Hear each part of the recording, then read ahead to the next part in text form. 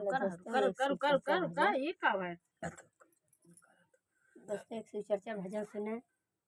ये हमारी नंदिया हैं, तो कहीं भाभी एक शिव चर्चा के भजन सुना दें तो आप लोगों सुने देखें। तो ससुर से आई हैं तो तन के कुछ हाल चाल पूछे के कहें।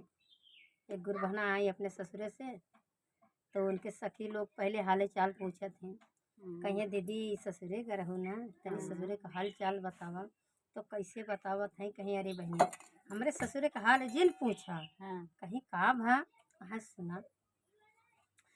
जब से नैहर माँ से, जब से नैहर माँ से गैली ससुरार हो, शिव चर्चा में भेजे लागे सैया हमार हो, शिव चर्चा में भेजे लागे सैया हमार हो, शिव चर्चा में भेजे लागे।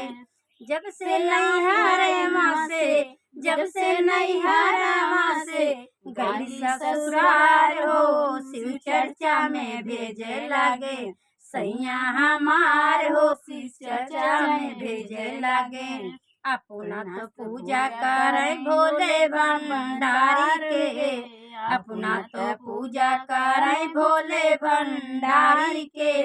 हमहू से पूजवा करावे त्रिपुरारी के। एको नाग कर जानी, एको नाग कर जानी कहले तिखारी हो, शिव चर्चा में भेजे लागे सैया हमार हो, शिव चर्चा में भेजे लागे सैया हमार हो, शिव चर्चा में भेजे लागे। तो दीदी लोगन कितना बढ़िया रहे तोहर सैया हो। बहुत अच्छा। अरे अब दूसरे के सैया है, अब कहा कि तनी चर्चा में जाए तो लाठी लेके मारे खड़ा हो जाता। अब कितना बढ़िया इनके सैया रहन की जात भरे में कहन पहले चर्चा में चला तब कुछ चर्चा चर्चा हाउ मन जाए शिव चर्चा में भेजे लागे सैया हमार हो, शिव चर्चा में भेजे लागे। पहले पहले हम गैली शिव चर्चा, पहले पहले हम गैली शिव चर्चा, पहले पहले हम गैली शिव चर्चा। धमवा में औते ताना माना भैले फरचा, धमवा में औते ताना माना भैले फरचा। भोले की सरानिया में, भोले की सरानिया में सुखवाया पार हो, शिव चर्चा में भेजे लागे सैया हमार हो, शिव चर्चा में भेजे लागे। जब से नैहर से, जब से नैहर से गली ससुरार हो, शिव चर्चा में भेजे लागे सैया हमार हो, शिव चर्चा में भेजे लागे।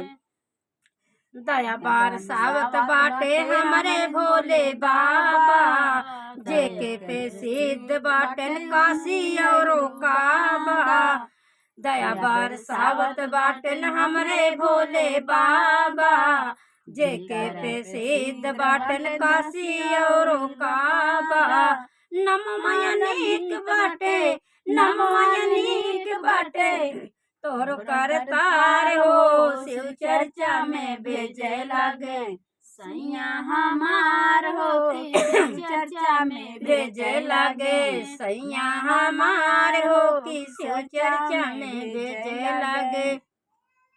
जब से नैहरवा से, जब से नैहरवा से गैली ससुरार हो, शिव चर्चा में भेजे लागे सैया हमार हो, शिव चर्चा में भेजे लागे सैया हमार हो, शिव चर्चा में भेजे लागे।